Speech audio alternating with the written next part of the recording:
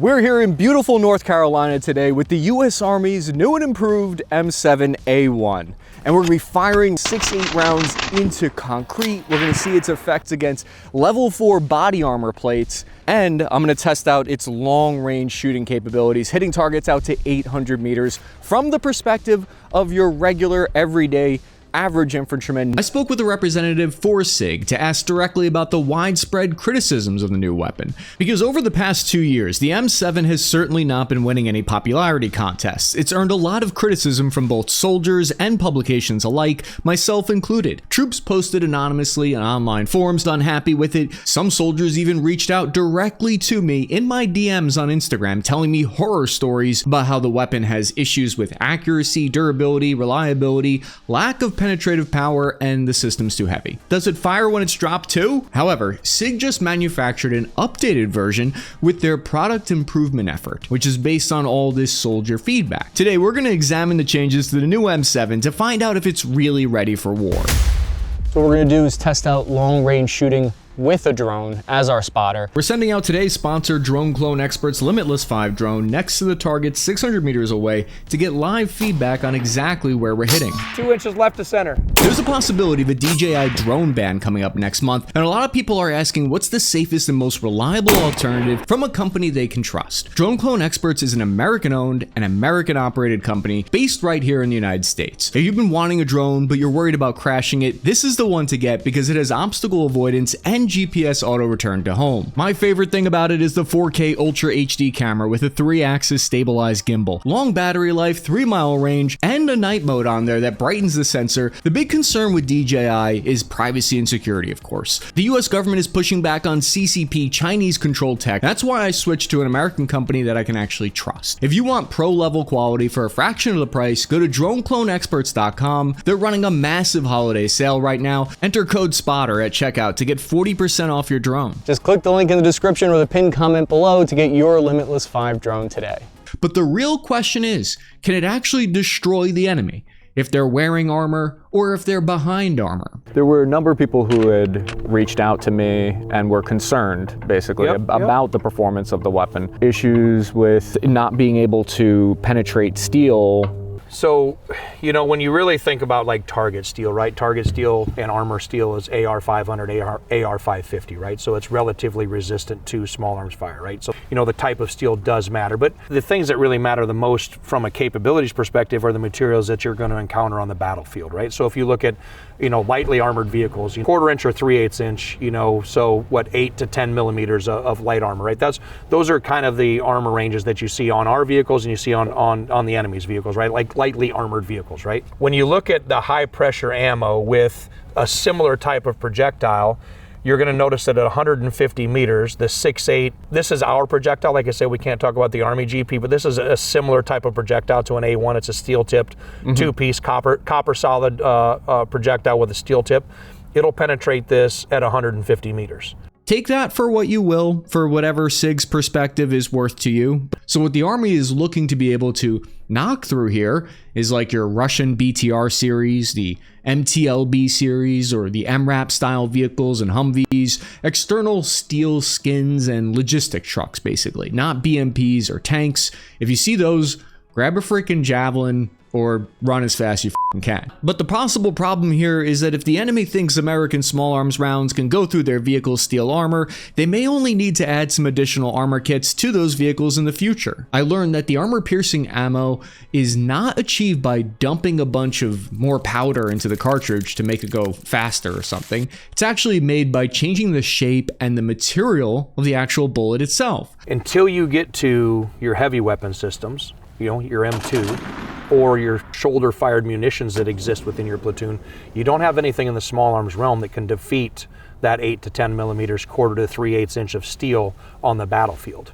And so, like, I think from a messaging perspective, one thing that the Army could benefit is really having an understanding what the capabilities are of the weapon system itself and the ammo itself. Now every single rifleman has an ability to penetrate this at 150 plus meters and be able to actually affect the battlefield with, say, a lightly armored vehicle that would encounter a blocking position. And then you start to kind of understand, hey, for an increase in a half a pound of weapon system and a decrease of 40 rounds, I have an ability to affect the battlefield in a completely different way. These are doctrinal and tactical questions that should be debated here in the comments section. I'm curious what you guys think if you like that trade-off. I fired off a bunch of shots into a concrete barrier. Might give us an idea of how it would perform against some of the concrete buildings that we see around the world in Europe and the Middle East, for instance.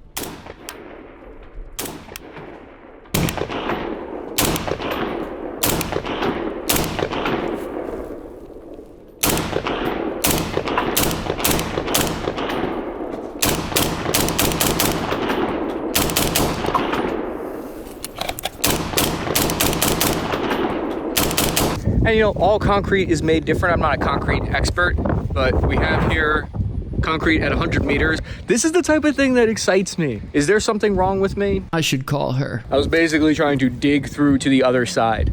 Not good for your health if you're getting hit by this. But here's the problem. Even if we assume it has more firepower, you're still carrying about 40 to 60 rounds less in total for a standard loadout. And in my last video analyzing trench warfare combat footage, the first thing that stuck out to me is how you could easily burn through ammo quickly and how volume of fire is important when you're clearing out a trench.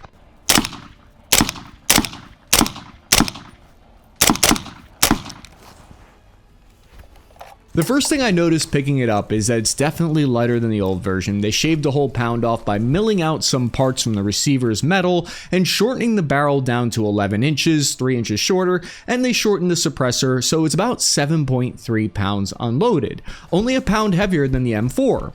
By lightening up that suppressor, they made the weapon feel more balanced as well. I noticed that when I was shooting it, it felt less front heavy than before. A heat shield has also been added to the suppressor, so I'm less likely to do something absolutely retarded and burn myself when getting out of a vehicle or something. First, you gotta take the seatbelt off. When people ask that question, is this program going to be pulled? Is it going to dead or never going to accept it? It's full off and running and accept it. When you look at where the Army is today, you're talking 43,000 rifles have been fielded. We'll take some shots at the body armor, the ceramic plates, and see what that does. I fired a couple of shots into level 4 body armor plates as well, the type that you might expect a nondescript adversarial nation somewhere in the Pacific region to wear. These are my same exact body armor plates that I wore when I reported from Ukraine, so they have some sentimental value for me. They're my lucky plates, they kept me safe, but now it's time to sacrifice them for science and for you guys. The NIJ official limit for survivability of blunt trauma with body armor is about 44 millimeters or 1.7 inches of back deformation. I think the first shot with the RRA ammo at about 25 meters is survivable, but it would certainly crack some ribs. The second and third shots were a baseball-sized back deformation that could mean internal bleeding and potentially KIA. Get in there. The shape of the back deformation is key. It's not about punching all the way through. It's about creating a giant pucker mark in the back of the armor. Whatever chemicals I'm inhaling right now. I got definitely a whiff of asbestos in there. But the type of ammo is what really makes a difference here. The spicy so-called armor-piercing version hasn't been released yet. I've heard rumors online that the Army is working on a prototype armor-piercing round for the M7 rifle that we're not fully read in on yet. This is the RRA ammo, the reduced range ammunition. This is not the general purpose or armor-piercing ammo. That's not available for us to shoot due to it being sensitive OPSEC technology. The RRA is a copper solid training round designed to operate at the same pressure and velocity though. So as a soldier, I still have questions about whether the chonky 6.8 round is really necessary and worth the added weight and the reduced ammunition. These are things that are going to need to be sussed out. Okay, let's assume it can blast the enemy away inside lightly armored vehicles and behind body armor. Can it actually hit the enemy when I aim at them, or am I winging shots all over the place? Nothing's more embarrassing to do in front of the enemy than miss the enemy. I think you had mentioned that one of the complaints with the rifle is that It doesn't have any further capability than, say, an M4. You know, an M4 600 meters and the rifle. Specifically, what the soldier said, he was like, if it has a 4 minute of angle accuracy, what is even the point? You're not hitting targets at 800 meters then, if that's the case. There is some validity towards the accuracy of the weapon systems to the targeted distance, right? But your probability of hit increases if I have the ability to get the bullet there. Does that make sense? One of the complaints that you do hear from the field is you do hear from an accuracy perspective. And so what you're going to find with, you know, the 13-inch barrel gun and the GP ammo is you're going to see that it's about a 3.5 minute system between the ammo and the gun. The soldier should expect 2 3/4, 3 inches at 100, so a 3 minute of angle gun. And with the GP, they should expect 3 1/4 to 3 3/4, so 3.5 minute of angle with the GP. I put that theory to the test by firing 2 groups at 100 meters with the new version of the M7. I shot 5 rounds within 9.5 centimeters. What's the MOA?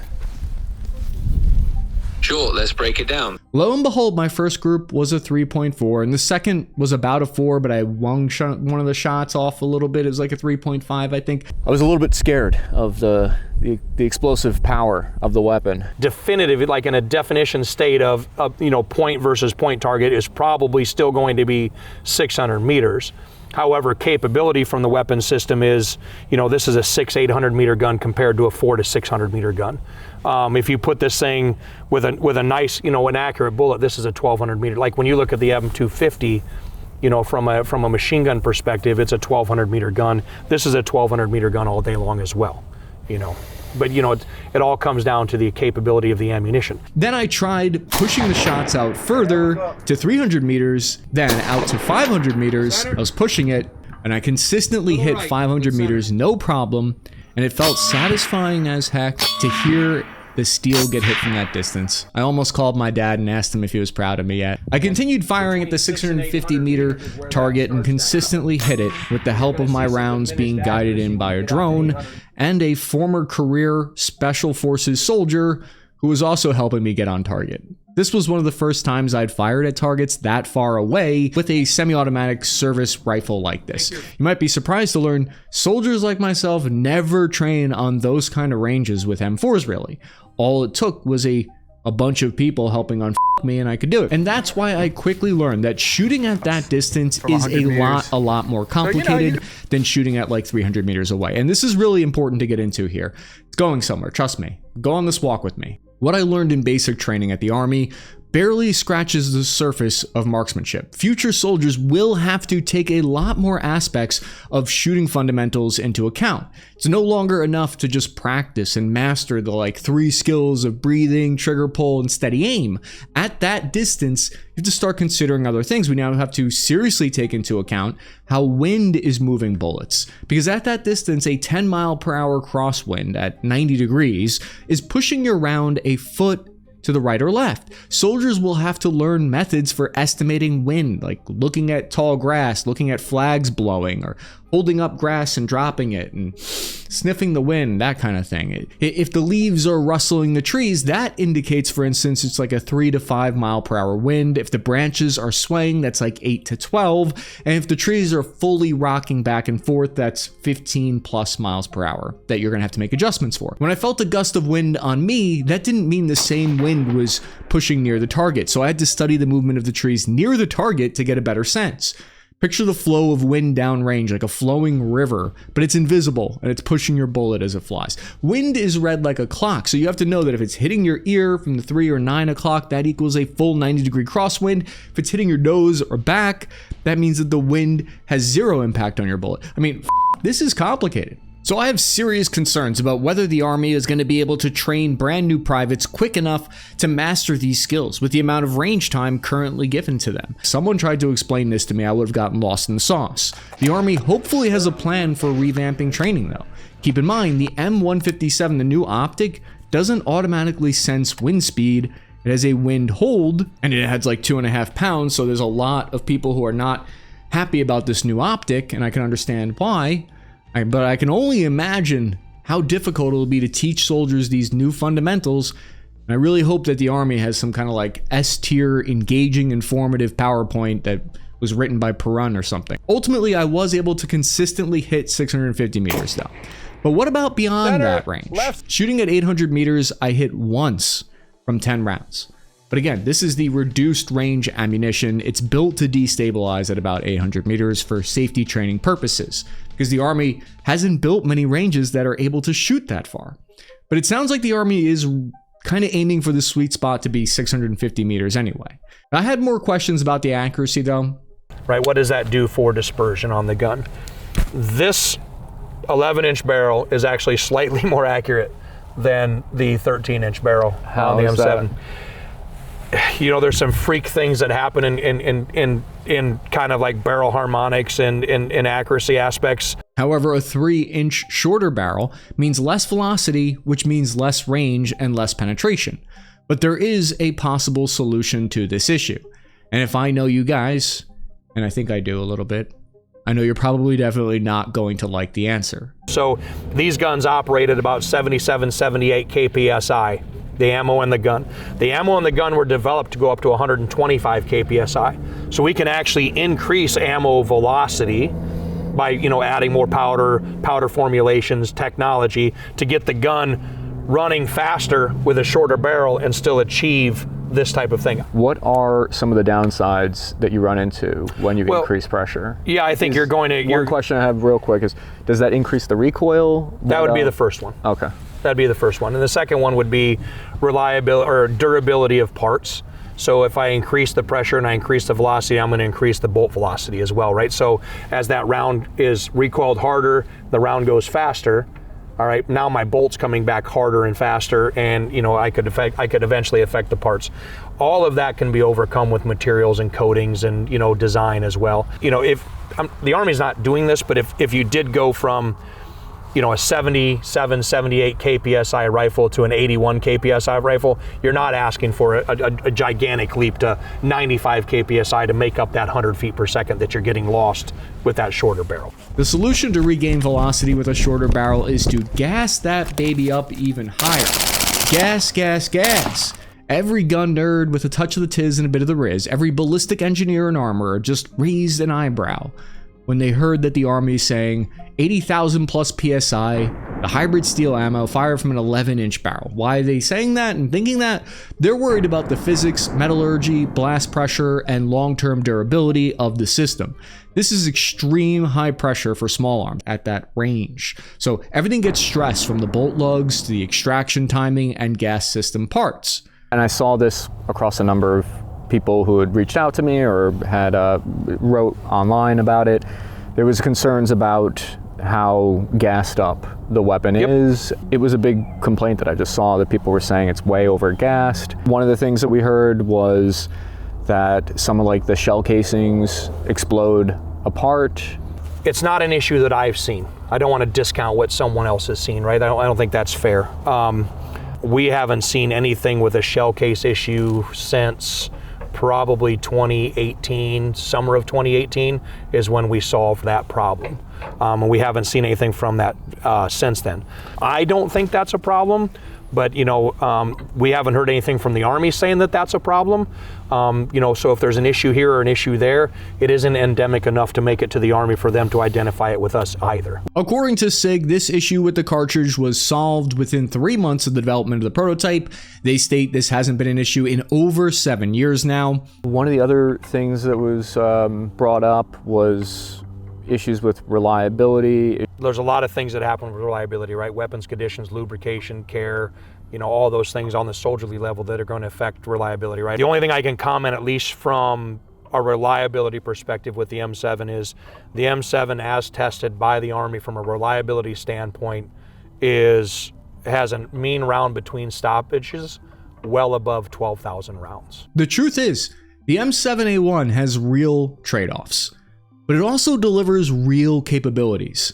Test firing the improved carbine M7A1 with the shorter barrel was a much better experience. As a soldier, of course you want that carbine version. It took us about 20 years of using the M16 to the M4 to realize that. So this new weapon has gotten the nickname the M7A1 online. I don't think it's officially named that, but it's a reference to the series of improvements made to the M16 and M4, the A1 through the A4 series, and it's a good way of thinking about it, I think. And firing it on full send mode, admittedly, it rocked me a little bit when trying to dump a full 20 round mag, but in the 3 to 5 round bursts I could stay on target, especially if you watch me do it in slow motion. Then it seems less like I'm getting bent over the table by the gun. Listen, I'll be the first guy to admit I'm not an elite cool guy tactical trainer. I think you could tell by my Temu Wish.com type ammo mags for the 5.56. So yeah, you'll see me reloading from my cargo pockets. Do I look 8 up? Yeah. But I'm doing my best. If you guys had told me as a lower enlisted E4 I'd get the opportunity to test fire new Army weapons, I would have never believed you, and I'll take that opportunity any chance I get. It hits harder, reaches further, and punches through barriers and light armor in ways that I think matter on the modern battlefield. It's like my old squad leader used to always say, we're lucky the insurgents have 2003 Toyota Camrys and not 2010 Humvees. But as far as like the weapon systems, as far as complaints, you know, I think that any system should expect to be improved. I think the American people, the soldiers, and, you know, ourselves should expect that we're going to receive feedback from the military.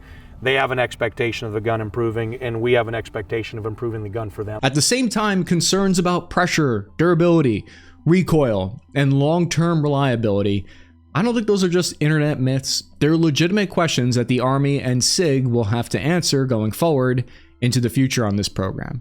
After shooting the weapon at different stages over the past 5 years, I've like grown up with this weapon system. I've seen this program change shape a few times now, and my life has changed shape as this program has developed. And seeing both the strengths and the shortcomings, getting up close with the M4 and the M7, what I know is I want to see the best primary weapon system possible fielded to soldiers, because the stakes are really high, and we owe it to the next generation of troops to field the best possible weapon system. So if you like this video, you can check out these other videos that I've done on firearms here, like this one on Special Forces' new machine gun program to replace the Mark 48, the LMGA. I'm your average infantryman, Chris Cappy. Hit the like and subscribe button. And remember, if you're looking to grab a holiday gift for your dad or someone that you love, check out the Limitless 5 drone, link in the description. It's the perfect holiday gift to bond over.